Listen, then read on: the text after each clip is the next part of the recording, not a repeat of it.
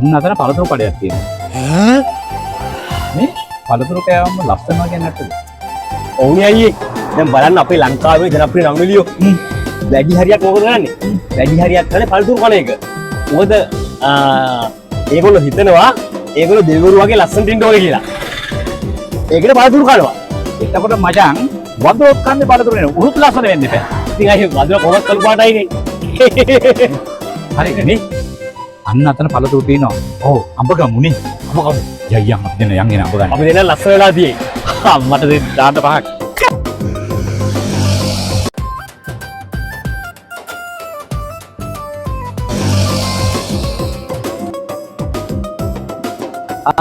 එන්න අඹ ගන්න හැම තැනම නෑ පේනවද දස්සන එන්න මහත්තයා එන්න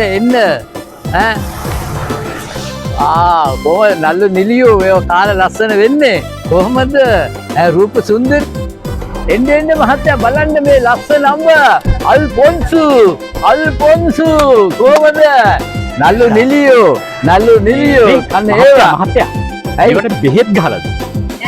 නෑ මුදලාලි නෑ ඊයේ රෑ මේ හොරෙක් වැටුණා ඊයේ රෑ හේනෙන් කඩපුවා. ඒ කියන්නේ කොයි හේනද මේ? හේනේ අනුරාධපුරේ. ඔව් අනුරාධපුරේ ගෙනාපුවා. නේ? ඔව්. පේනම් කිලෝ කීයක් ගන්නවද?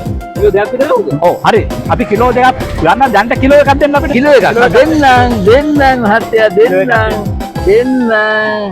අන්න කිලෝ එක බලන්න අන්න කිලෝ එක හරි දෙන්නම් අපි මේක අල්ලන්න මේ මහත්තයලට මේ දාන්න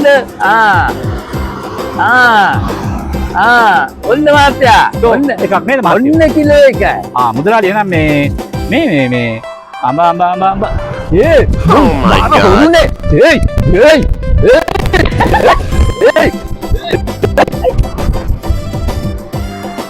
What? මාතු අල්ලි සෙක් ගන්න ආයේ මහත්තයා. ඒ කාලේ පොදු ඉන්නවා මහත්තයෝ හැහෙන්න මහත්තයා අපි එන්න.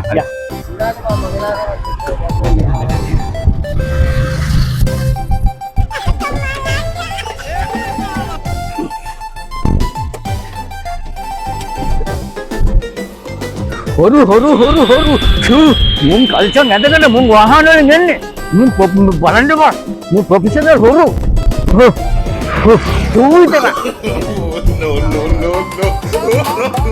No.